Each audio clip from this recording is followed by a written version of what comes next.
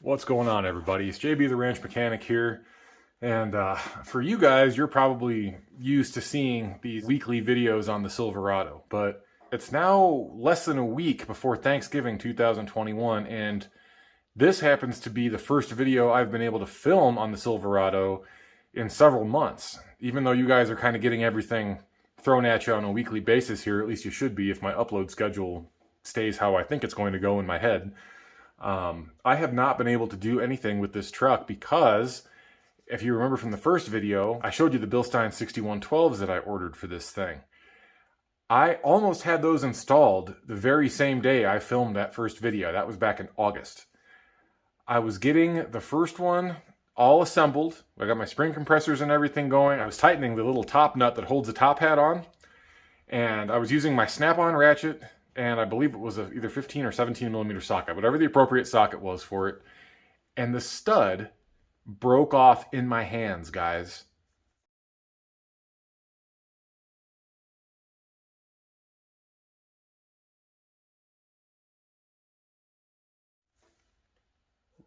What?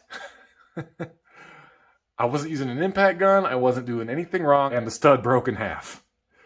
And I can only assume that it was damaged in shipping. The box looked terrible when the Bilstein showed up. I ordered them through 4-wheel parts because they were the only ones that had the 6112 kit in stock for the 2016 or 2014 to 18, I think, Silverados, whatever the year range is. And they showed up, went to assemble them, frickin' stud broke off in my hand. Like, all right, well, I'll call Bilstein, see if they can service this shock and just replace the shaft, maybe. Send it in for service, get it back in a few weeks, whatever. No, they can't do that. It's a non-rebuildable shock, which I kind of figured might be the case because it's crimped at the bottom there. So it's not a serviceable shock, unfortunately. So I got a hold of 4-wheel parts, and they put in a damage claim request. And all I asked for was one shock. I just asked for them to replace the one that was damaged in shipping. They're out of stock. Out of stock, out of stock. Months have gone by. Finally, a couple weeks ago, a box from 4-wheel parts showed up, and they didn't just replace the one shock. They sent me an entire additional 6112 kit. Both shocks, both springs, both shock mounts, all the hardware, everything. They replaced the whole smash. So, you know, big ups to Bilstein and 4-wheel parts for doing that. It just took forever for Bilstein to actually get their production caught up and get me my replacement. I've been waiting for literally months. So we're leaving for California for the holiday week next week. I'm working Monday, and then we're going to Vegas on Monday night. It's now Friday night. It's 6:30, but it feels like it might as well be 10 o'clock because it's pitch black outside. Gotta love November in northern Nevada. But what I'm going to try to do right now, I got the oil draining. I got 2 gallons of AMSOIL Signature Series 0W20 that I got to throw in this thing. I'll get the oil changed, and then we're going to install these 6112s. I'm not exactly sure how this is going to go because, let me turn the camera around. The replacement box that showed up from 4-wheel parts looks worse than the first one. Hang on a second. So yeah, this is the box that showed up. And as per usual, sorry Bilstein, as much as I love your products, your packaging freaking sucks. It really does.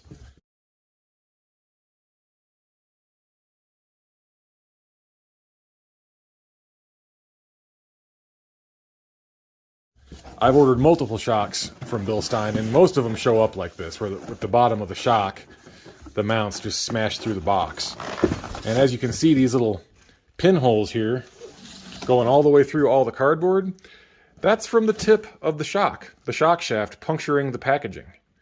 That's how the first box looked when the stem broke off. So I'm going to be super careful with these and inspect them very carefully before we get started here, and make sure that we don't have any issues, because I have some concerns seeing this kind of same damage to the box.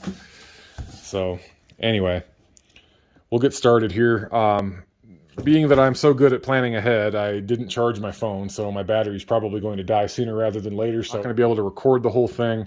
I'm just going to bring you back in stages like I've been doing and just kind of bring you along for the ride as best I can with the limited resources that I have at the moment. But that makes me nervous. We'll have to see what happens. Hopefully it's fine. Being that I had a bad experience the first time around, I have some concerns. That's all I'm saying. So anyway, I'm going to finish up this oil change real quick, get that new oil in there, and then we'll get the truck up on a jack and a jack stand, and we'll do this one side at a time. I'm probably just going to do the first one off camera just to make sure everything's good, at least with one of them.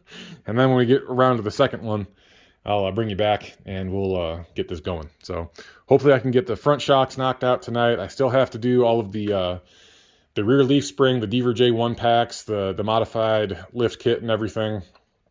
Not sure if I'm going to do that before or after the holiday. I'm not sure if I want to tear the whole back end of the truck apart 2 days before we leave for a major trip that we've got, 12 hours of driving one way to get to.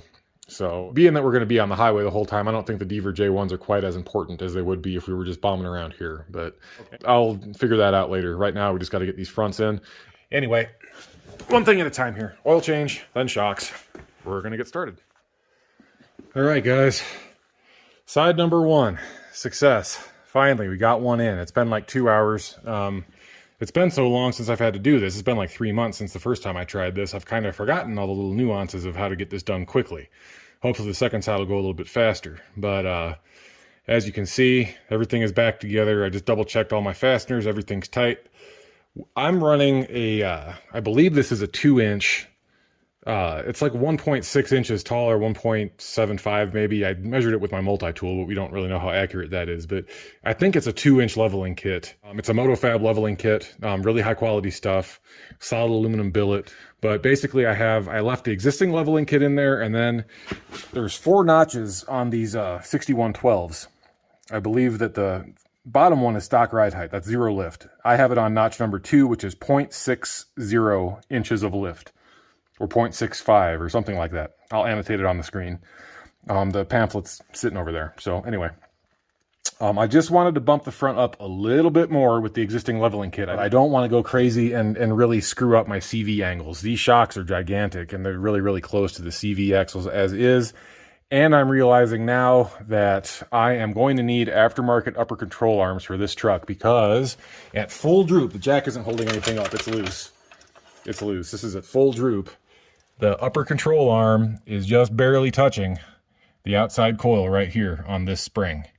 So that ain't good. Obviously, this is not a trophy truck, like I said in my first video. We're not going to be doing rally races with this thing, and it's always going to be on the ground. My wife drives this thing.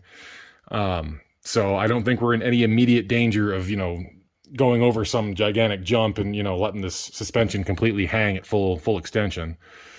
But that is something that we're going to have to do. So, hey, it's another excuse to talk Mrs. Mechanic into let me spend some money on the truck, I guess. So anyway, just keep that in mind if you have a setup similar to this, because I think without this existing MotoFab leveling kit, this likely wouldn't be quite as pronounced an issue. You still might need to go with an aftermarket upper control arm anyway. I don't know that for sure. But in my situation with the, on the second notch up on the shock body and then the 2-inch leveling kit, or maybe it's 2.5 inch, I don't honestly know. That definitely is causing some interference issues, but nothing so critical that I think it's going to be a problem immediately. So look for some aftermarket UCAs coming pretty soon here. But I had to end up pulling everything off because this is such an extreme amount of length. So I disconnected the upper control arm, I loosened the tie rod, and the real clincher here to get this thing to go in, I had to pull out that sway bar end link so this lower control arm could drop down enough to get this new shock in here. So anyway, that's what it looks like installed. Let's go over. I'm gonna jack this control arm up a little bit so I can get this wheel and tire back on and move my jack stand over to the other side. And then we will get to removing the other strut, disassembling it, and reassembling everything with the new Bilstein kit. So give me a minute here. Okay guys, onto the passenger side now. We got it jacked up, we got our jack stand underneath it. So basically how this works, there's a lot of videos already on YouTube. Sorry, I'm out of breath because I just yanked this freaking strut out of here, but there's a lot of videos on YouTube that already show this, so I'm not going to go into a huge amount of detail. On this truck, this particular setup, there's 3 18mm nuts, nylock nuts that hold the actual shock body, the top hat into the shock tower here. It's 15mm bolts that are captured on the OEM Rancho shock, but the new ones you'll need a wrench and a socket because you don't reuse these. You use the same bolts, but they provide you with hardware in the Bilstein kit, just some nuts to use. And then I also popped the upper control arm bolt out. That is a 18mm, and you'll need either a wrench or a ratcheting wrench, ideally, to get in there because with that front axle in the way, you can't get a ratchet in there. And then it's a 21mm socket to pop your tie rod off. And I also took these two little brackets off that hold the ABS sensor wire on. That just allows a little bit more flexibility here, because if you don't remove these two brackets here and here, there's a bolt there and a bolt there, this will get really, really tight, and we don't want to risk damaging that sensor wire. So I'm letting everything hang. Ideally, you don't want to, because it's pulling the CV axle kind of out and away from the diff a little bit, and if you really overdo it, you can actually pop that cage out in such a way that you can't get it back together. So you got to be super careful. I'm out of jacks and jack stands right now, so I'm just kind of letting it sit. And then I popped the sway bar end link bolt off. That's another 15 millimeter nut on the top, and the bolt that goes all the way through is also a 15 millimeter head. So a wrench and a socket, and you can zap that off. And that will allow you to actually push the lower control arm down to get the Bilstein shock installed. So that's the quick and dirty rundown of how to get your strut out. And then you just basically push. In this case, I was able to actually pull the feet forward and slide it out, because I have the tie rod disconnected. So I was able to slide it out this way. But if you don't take that off and you're just removing it, and you don't have this gigantic leveling spacer like I do, you can push it back toward the differential and slide it out this way, get the feet clear of the lower control arm, and then pull the whole thing up through the top. So you can get it either way doing it like this. I pulled the other one out upward, this one slid out downward. So it just depends on what mood the shock is in. So anyway, we're gonna move over here in front of the truck, and I will get out the Bilstein 6112 kit, show you what all comes with that. We already got one side done, so obviously you'll just be seeing the one. And then we'll compress this old spring, get all this taken apart, and swap everything over to the Bilstein kit. So yeah, here we go. All right, guys, so we got the factory strut here, and then here is the Bilstein 6112 kit, or half of it anyway. So you'll notice it comes with a spring seat, 3 new lock nuts, the shock itself, and then we're going to reuse the top hat, the bump stop, and the little isolator and all that stuff from the old OEM strut. It is helpful if you guys buy new top hats with these. I actually bought 2 new top hats, but ended up having to use one on another vehicle, so I replaced the one on the driver's side. We're going to try to reuse this one here. Hopefully it's not a big deal, being that it's Friday night and the dealership parts department, I'm not sure if they're open or not tomorrow. I'm sure we'll be fine. Maybe. Hopefully. Fingers crossed. Anyway, what we need to do is compress this spring, take off the 18 millimeter center nut that holds the top hat on, and then loosen the spring compressors and allow everything to very gently and slowly come apart. Now, these guys here are the spring compressors I'm using, and they are the stars of the show as far as I'm concerned. I have tried to use every other type of manual, spring compressor known to man. I don't have one of the big fancy, like $1,500 hydraulic ones that mounts to a wall. And I don't really quite want to spend, $150 on one of the cheap knockoff versions you can get on eBay or whatever. I know that some people have had decent experience with them, but not me. For $60, I believe these are made by Orion.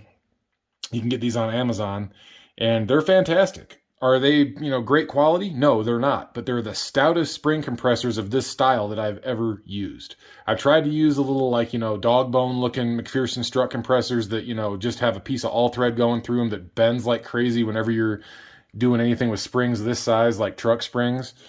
These are no problem. I mean, it's an easy job using these. For $60, they're well worth the investment, even if you're only going to do this once or twice. Just put them in a toolbox or a cabinet somewhere and bust them out whenever you need them. But the real nice thing about these is these little parrot beak looking deals. These actually clamp around the spring and kind of hold this thing in place. Now, you don't have that up on the top here, but you do have these two things, and it comes with a long...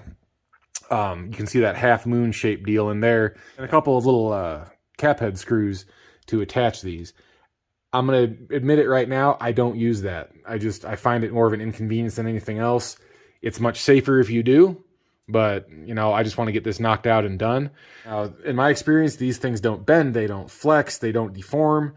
There's a threaded rod that runs through this, but you have an inner body and an outer body with a threaded insert on the inside here that supports this bolt as it goes through. That way, this is taking all of the load of the spring rather than your threaded rod. So it works out really, really well. It's a much safer operation to use these compared to the older McPherson strut style ones, dog bone ones. Now, granted, I still say a little prayer and hope the good Lord above doesn't allow one of these things to come off and, launch through my chest.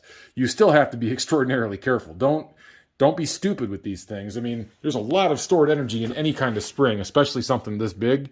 If one of these lets go while you have it under tension, you're going to end up in the hospital, I guarantee it, if it hits you. Or you're going to severely damage your car, something in your shop, you're going to send a spring through the wall, something. Just so do your due diligence and be careful with these things. All right, so anyway, what we're going to do, we're going to go ahead and get our spring compressor set up. We're going to break down this old OEM strut and get everything taken apart. We're going to swap over what we need to swap over and get the Bilstein 6112 assembled. Now, I had to run home a minute ago. My phone went from like 30% battery to 9% in the matter of seriously 5 minutes. I don't know why. It's really irritating. So I had to go home and get my charger. So now, rather than being to kind of freely set this up wherever I want, I'm kind of tethered here. So I'm going to see if I can find a decent way to record this. That way you can see what I'm doing and how these spring compressors work. One other thing I want to show you real quick before we do that, this is the Bilstein insert that they give you, and this is the numbers for the circlip locations. You have 1, 2, 3, and 4, and this is the corresponding lift height right here. The first lowest position, this guy here, the lowest position, that is no lift. That's supposed to be factory ride height. Next one up is 0.62 inches of lift, then it goes to 1.23, and then 1.85.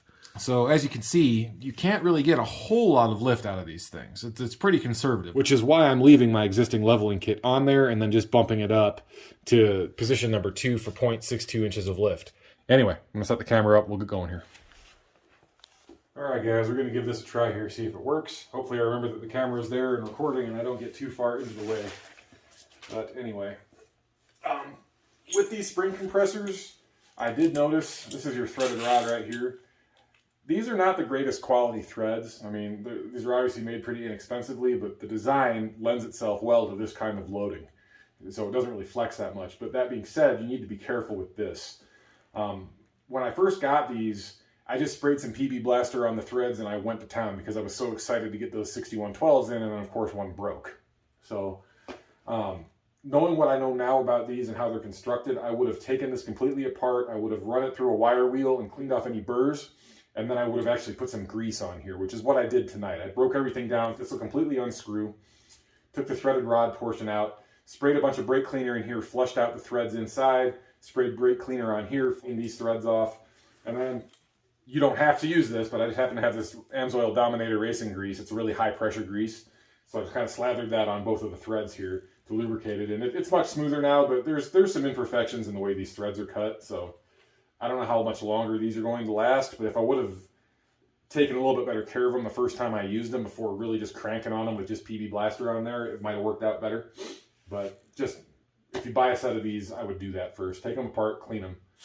Anyway, so what we're going to do is go ahead and get this attached to our OEM strut. And you notice how much taller this spring is. I mean, this is like a good 2.5, 3 inches taller than this factory spring. And then the shock body itself, I mean, look at that in comparison. I mean, the amount of dampening these provide is going to be, hopefully, really noticeable compared to these crap Ranchos that come on this thing from the factory. But anyway, we got our circlip set to the second position. We'll go ahead and break this down. This is a very progressively rated spring compared to the factory one. It's actually far easier to compress this than it is this. And you'll kind of see that. I can actually, when I first start tightening this on the new spring, you'll see I'll be able to actually twist this thing and start compressing it just with my fingers. I did it on the other one. I was surprised too. I'll show you that here in a second. But and just another note here before we start taking stuff apart. Pay attention to how everything is oriented because you need to put it back exactly the same way when you transfer all this stuff over to the Bilstein shock. So you'll notice that this is on an angle. That's because of the suspension geometry on the truck. So with the Rancho, if you're doing this with the factory shocks, the Rancho logo facing you, these little platforms will be tilted toward you. And then you'll see this notch up here with one of the studs right above it.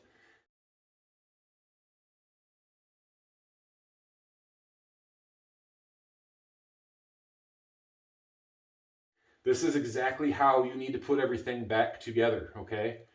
And when you take this top hat apart and you take it off of the little isolator and bump stop, if it twists in there, there's only one way. These are not perfectly triangular studs, these 3 studs in the top. they're oriented in such a way that they will only go together one way. And if you have it misaligned and you have, you know, one hole lined up, the other two will not go if you have it set up wrong. So if you take your spring compressors off and this is not set up correctly, everything's going to be cockeyed because these little, the bottom of these little studs that passes through here is going to be interfering in between the plastic and the isolator and the bump stop, all right? So just pay attention when you're taking this apart, set it up exactly the same way, and you won't have any issues. So, to open up your little parrot beak thing, this is just a threaded collar, which is super nice. Everything is adjustable. You can move this up and down. So you can basically move this up and down, all of these threads here. You can move this one up and down using the actual threaded portion at the bottom. And this is a 19 millimeter socket, by the way. So go ahead and get that. I always start with the bottom one with the little parrot beak thing on it because I can lock that in place and it kind of holds everything else until I get the slop taken out of the threaded rod. See, this one's not tight at all yet, but this one is, so it kind of just holds everything in place until I can get the stuff that I need. And if you have access to an impact gun for this, it makes it go a lot faster. A lot faster. So we're just going to take, we're not compressing anything yet because we only got one side on, but we're just going to take some of the slack out of this and just get the jaws secured. Okay, and as we tighten this top one, everything will kind of twist and conform to the curvature of the spring, and this usually loosens up a little bit, so then I just kind of twist that collar down again, just to make sure that we're safe. There we go. Alright, so now our second one here. I'm going to go as close to 180 degrees apart as possible. Sometimes that doesn't always work out perfectly, but just kind of as a general rule of thumb. Because you want to apply force to the spring equally as you're compressing it. You don't want to have it all cockeyed, because if you have these things too close to one another, you're just going to be compressing basically one side of the spring, and it's going to want to curve the entire shock assembly, or strut assembly, I guess. So you're going to notice that these are obviously not going to be perfectly straight because, again, they're following the curvature of the coils of the spring. So just, there's nothing wrong if you see that. It's completely normal. Just be aware that's kind of how it has to be, and plan accordingly. That way you're not, you know, there's no interference with your tools or whatever. So that looks pretty good. We'll just go ahead and one side at a time.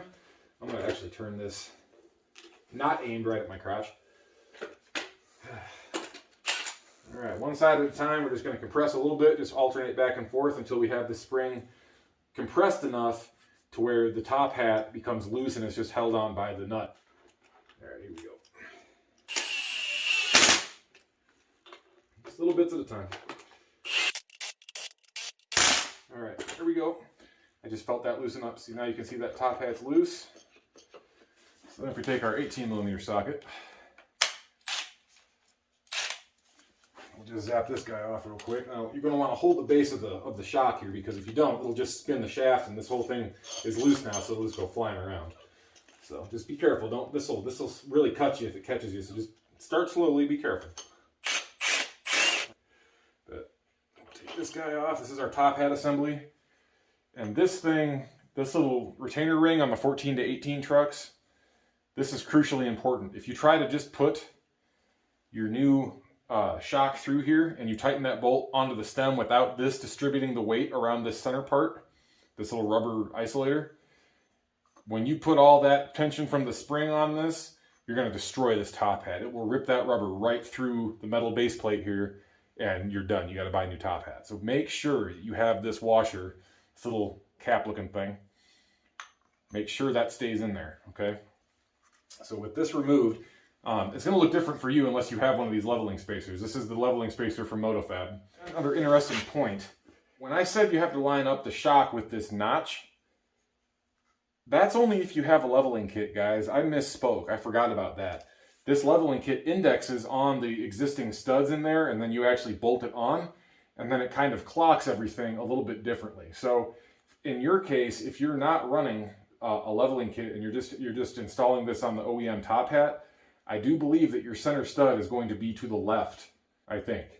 I honestly don't know. So I apologize for that little blunder. I completely forgot that I'm running not factory stuff here. So again, the advice remains the same. You just need to make sure you're paying attention to everything when you're taking it apart and put it back together the same way. In my case, it's nice because that stud lines up with the notch at this point because it's clocked everything a couple of inches to compensate for the fact that you have 3 other factory studs here.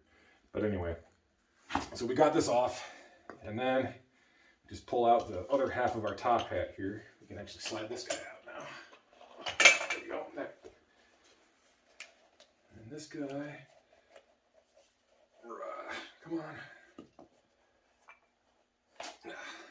And bump stop. Ooh, it's kind of worn out. So now with that all taken apart, let's get this spring decompressed so it's safe. So again, same thing, just side to side until all the tension's off. Loosen our little clips.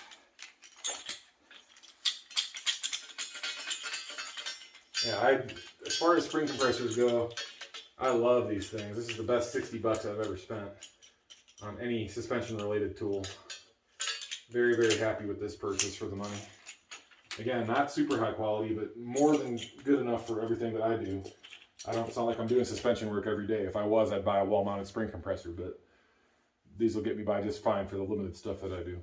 All right, so now we have to transfer everything that we're going to keep over to the Bilstein kit. So pretty easy to figure out how this goes. But you'll notice here, on this part of the top hat, there's these little recesses cut out. That is for the bottom of these little buttons for your studs to fit down into, and they only fit one way, like I was saying earlier. If you try to put this together the wrong way, let's see if I can find the wrong way. Yeah, like that. It looks good from here where your notch is, but then you turn it around and you'll see that stud is not anywhere close to being lined up with the hole. So you need to make sure, there we go, that's the right position right there. See how it's nice and flat all the way around? That's where you want it to be. So I'm gonna get off my feet here. It's killing me. It's gonna be lazy for a minute. So take our 6112 here now. You set your spring seat on here. Obviously with the flat part, there's a flat part and then an angled part. You want the flat part facing up to hold your spring. Obviously that should be readily apparent, but if you don't say it, someone will screw it up. And then you want to make sure that your little C-clip is completely in its designated notch wherever you have it set, and make sure that that is completely flat and all the way seated in there properly. It kind of blows my mind that just a little spring clip like that can hold all the weight of this entire thing, but it does, it works, it's safe, people love these things. So here's the front of our shop with our little feet angled toward us. So that's kind of our starting point for how we're going to orient everything. Also in your kit here, you're going to have 3 new lock nuts. One of them is to hold the top hat on, and the other 2 are for down here when we mount this back on the truck. So save these for now. Leave them in the bag so you know where they are, and keep this one handy so you can throw it back on when you're ready for it.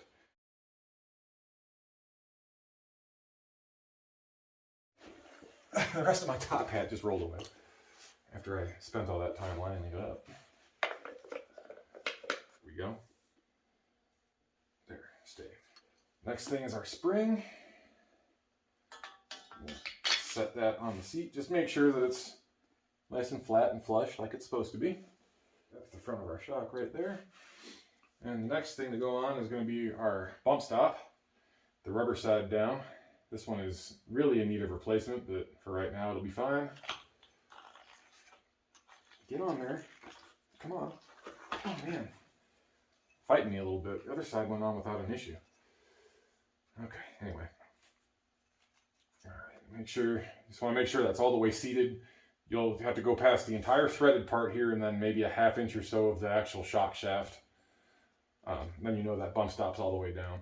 So then this part gets pretty easy. As long as you got your top hat set up properly and that's nice and flat, all you do is find your cutout here for the spring and drop it on just like that. And then you just rotate the whole thing. So again, in my case, You rotate it until you're staring right at your notch, and get that going down the middle of the shock here. With, again, those things angled toward you. And then when that's oriented properly, we'll just lay it right back down here.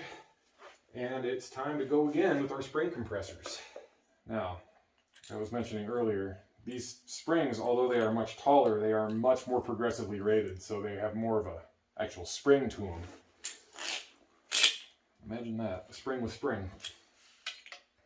I know, I'm hilarious.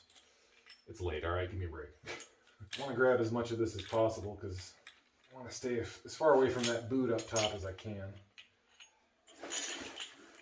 Uno mas. Alright, so check this out, guys. Got these spring compressors on here. You see that? Maybe you don't, I don't know.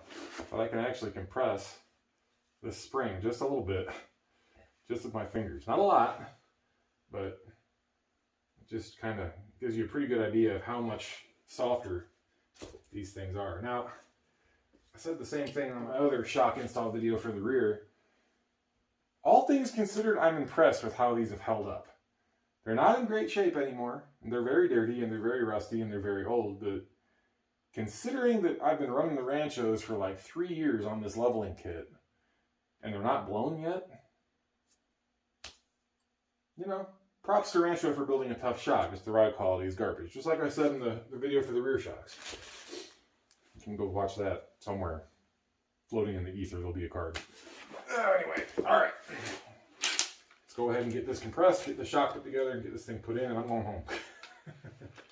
It's got to be pushing 10 o'clock now.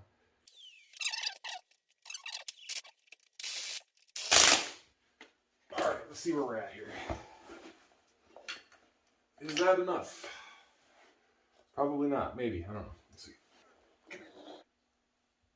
That actually might be just enough.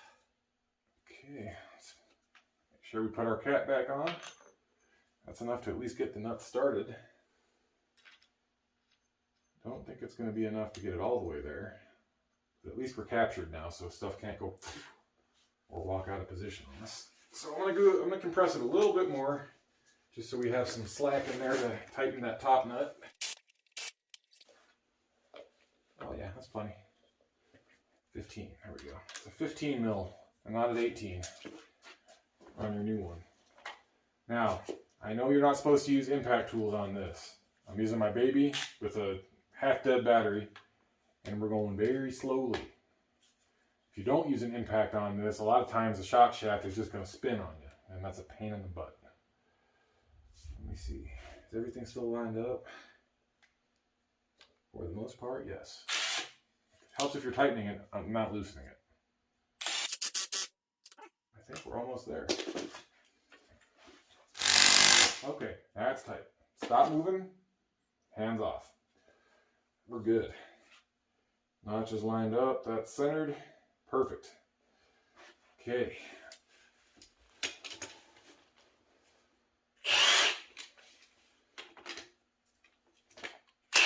It's amazing how much softer these springs are. Yeah, it's already loose. Already loose. Really incredible. Okay. Now the fun part. See if I can bring you along for this. Alright guys, we're going to see how well this works. I got you sitting on a battery charger right now. The phone's kind of at an angle. Everything is goofy looking.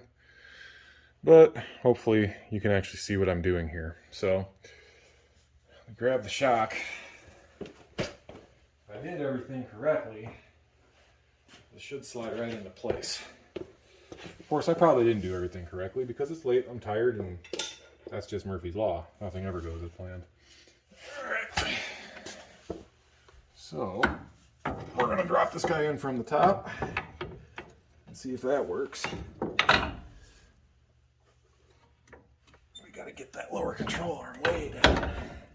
Just trying to get anything started. Anything. Why you fight me? Go home.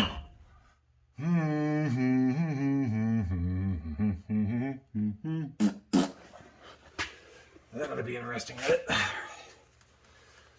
it? I'm trying to get the lower control arm down low enough so I can get these 2 feet mounted to the bottom of the strut to sit over the holes that the bolts are supposed to pass through. And it ain't going so well. Just being honest. Okay, all right, there we go. Kind of, maybe, sort of, perhaps. Aha, aha, aha. All right, it's in, finally. Oh, good freaking gravy. So what I do, I got the bolts for the shock still sitting up here, so I'm just gonna start one of these by hand just so it's held in position and can't completely walk away on us. And then get my shock bolts run through here. Now the old shock, the strut rather, has those clip-on threaded inserts, and you screw the bolts in from the bottom and they thread up into there. You could do this either way. My personal preference out here, especially with the roads and the amount of vibration that we have, I like putting the bolts in this way, top down. That way, if that nut somehow backs off and vibrates loose, the bolt is still holding the strut in position, and we're not going to have some rapid, catastrophic, critical failure where we end up crashing the truck because all of a sudden we've lost our suspension on one side. Now, it's not going to save you if something really bad happens, but it's certainly better to have a little bit of margin of error and margin of safety. So, got one bolt in. There we go. All right, so those are in. Take our 2 new Bilstein flange nuts that they provide, and we'll thread those on. Again, these are 15 mil. This is the same as the factory bolts. Those are 15 mil as well. The one up top that holds the center part of our stud in the top hat, that went from 18 mil on the factory one down to a 15. If you have the Z71 with the Rancho shocks, I don't know what other trim packages would have. All right. So before I tighten anything down, I'm going to get my other 2 nuts started back here on top of the shock tower, or I just throw it and get it someplace where I can't reach it, as per usual. And that didn't hit the ground. Fantastic. Well, I have no idea where that went, but fun fact, the old nuts that held on the top hat on the OEM struts are exactly the same as the ones that hold these 3 studs onto the shock tower. So I just thiefed one of the ones that I wasn't using anymore. That one's somewhere in this general area. I don't know where. So I'm not worried about it. All right, so we got that done. Now we just need to snug up these fasteners that hold the shock onto the shock tower. Rather than trying to giraffe my way up through the engine bay with a socket and an impact gun, just using an 18mm ratcheting wrench to get these things sucked up into position. Just so we can get this pretty much complete. I'll go back in with an impact here in a little bit and actually give those a final zap and make sure they're not going anywhere. But we have plenty of access through the wheel well liner here. Okay, so now we're going to go to the bottom of the shock. We're going to tighten up those 15mm bolts, and then we're just going to put everything back together. So I ain't going to talk, I'm just going to do it. We're going to engage time-lapse mode here, and we're going to get it done. Ready, go.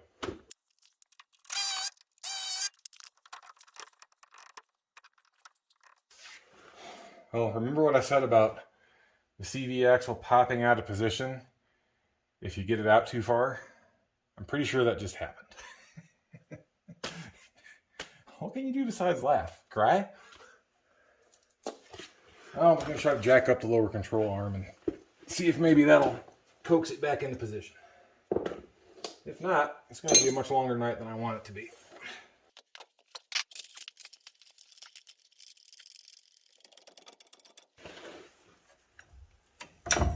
Hey, it worked. Just rotated it and it popped back in. So we got real lucky on that one. Dodged a major bullet. So now I'm gonna let this back down. Actually, no. Let's just get that started. Whoa, okay. That's one way to do it.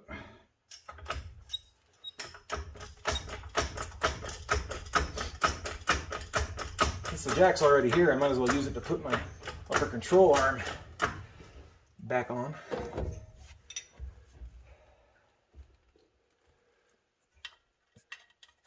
This is usually a pain in the butt anyway, because this wants to spin, because you can't get an impact on there to get it, you know, get that taper closed up fast enough, so it just wants to spin inside the knuckle. So maybe with this, pushing up on it, we'll have better luck. Probably not, maybe. Is that actually going? It can't be. There's no way. I can't believe that. That's the first time that I have ever had that not just completely thrash and spin in there, doing it by hand. And you guys got to see it. I mean, while we're here, I might as well tighten up this tie rod end.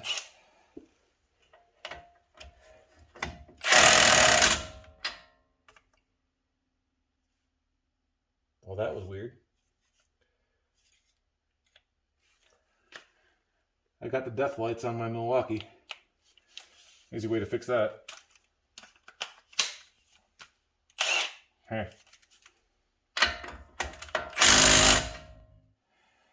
Okay, awesome. So now we've got this way too high to put our sway bar end link back in. So I'm gonna let this back down gently. Okay, I said gently. Gently, please. You just calm down. By the way, Husky makes some decent tools. Their floor jacks are not one of their decent tools. This thing's a pile of garbage. Of course, I might be using it slightly beyond its designed parameters. This is like an ATV jack. My two big nice jacks are up in the new building because reasons.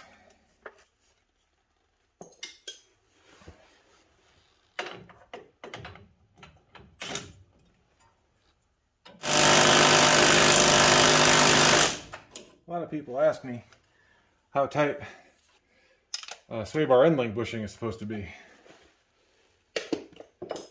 You want to torque that bolt down so that it's a half a turn before it breaks. But these are these two brackets I was telling you about for that ABS sensor wire. I want to make sure that goes back on. We don't want that flopping around and getting caught in our brake caliper or something silly. And I'm seeing what looks like CV axle grease, but it's not. I don't know what that is. Probably cow poop or something equally entertaining. I think we are just about good to go. Now I've got the jack completely off of this thing now. And on this side, the spring is not touching the upper control arm. Now, obviously, we have some rubbing issues anyway, because you can see on the back of the sway bar itself and the front of the UCA, we've got, you know, shiny bits where clearly the tires have been rubbing. So we'll need to address that. But like I said, I don't see any immediate need to do that right now. So we're going to go ahead and get our wheel and tire put back on, because I do believe we are just about done. I'm going to hit these top mount nuts real quick with an impact just to make sure they ain't going anywhere.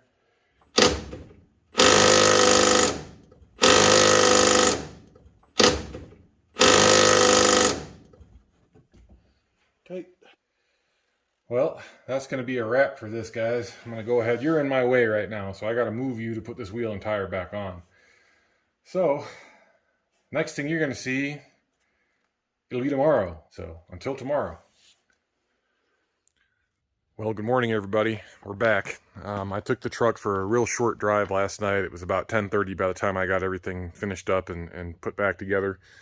Took it out this morning, just brought it up to the new building here, and I noticed that it was kind of leaning a little bit toward the driver's side, so I got out the tape measure and I measured it, and I'll turn the camera around here.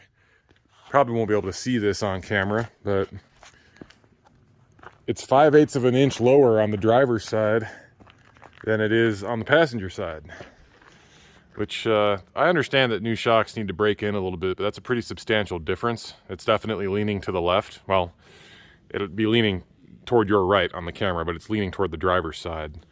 So I'm gonna drive it today a little bit and see if the new shocks kind of break in and settle a little bit.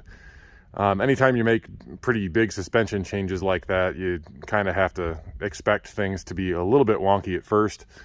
I'm hoping that once the new shocks settle in and get some miles on them, that problem will kind of correct itself, but did gain a pretty decent bump in ride height. After installing the 6160's in the rear was definitely sitting quite a bit higher than the front, and now it's got just a slight rake to it, so it looks pretty good. I'm pretty happy with the way this has turned out so far. You know, I don't want to overexert those CVs too much, so this was a really nice little bump. I think it really did only lift the front end about, you know, a little over a ½ inch, 0.62 inches, so that tracks. That seems about right. So now we just need to see if the shocks will settle in and even out that front ride height. From the concrete up to the middle of the fender well along the hub line, we're sitting at 40 3/4 total height on the passenger side, and then it's only 40 1/8 over on the driver's side. So it's a pretty substantial difference. But again, I'm hoping that's just a function of the shocks needing to break in a little bit. So I did discover something else. I heard a rattling when I was banging around on this thing last night. Looks like one of my rough country lights has decided to try to escape, so I need to get up in there and fix that. And I also need to swap out this light bar for my Lightronic 9-pod LED bar, the spotlight that I want to put in there, because this thing just throws light everywhere, and it's a very blue light, like very blue, like a purplish blue. It just completely floods the ground right in front of the truck with a really bright blue light, and it's not even white, it's very tinted, and it's very distracting at night. Instead of casting that light down the road, it just kind of creates a really bright hot spot right in front of the truck here, and it actually reduces your distance vision because your eyes are trying to compensate for that really bright light right in front of you. So I'm not liking that light bar. It's just not very good for the application, so we're going to switch that out. May or may not do that before we leave. I'm hoping that I have time, but for right now, I'm going to call this project done. I have a few odds and ends to finish up. I have decided not to mess with the Deaver J1 spring packs as of yet. I just want to kind of take my time on that and do it the right way and make sure I'm not rushing anything. But for right now, the Bilstein 6112 installation is complete. Definite noticeable improvement in the ride quality of the truck. It definitely soaks up bumps and washboard far better than it did before. Very impressed. I'll know a lot more and give a further update in my next video here when I do the rear springs, because we're going to be putting probably 1,500 miles on this thing, maybe even more, in the next week for Thanksgiving, going to California and back. So quite a bit of driving ahead of us starting Monday night. So I'll definitely give you guys an update on the on my initial impressions of the 6112s once I get more time behind the wheel on them. But they're in. The truck looks great. Everything's starting to come together, and I'm really happy about it. So anyway, that's going to be it, guys, for this particular segment. I've only driven it a few miles since I've got the shocks installed, but I will give you a very detailed first impressions once I actually have more seat time and get a feel for these shocks a little bit better. But initial impressions are really impressive. They're a huge improvement over the Ranchos. The springs combined with the dampening capability of those gigantic 6112s is very impressive. It's an obvious difference the first time you get behind the wheel. So look for another video coming out very soon here regarding the Deaver J1s, as well as my full review of the 6112 Bilsteins. But for right now, they're installed. So thank you guys very much for watching. I sincerely appreciate every single one of you guys. If you have any questions, go ahead and leave a comment.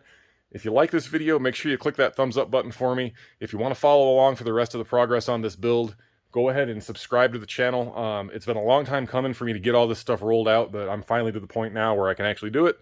and hopefully I can get all of the videos for this truck put out before the end of 2021. So we'll see what happens, but for right now, that's going to be it for this one. You guys take care, be safe. We'll catch you on the next one.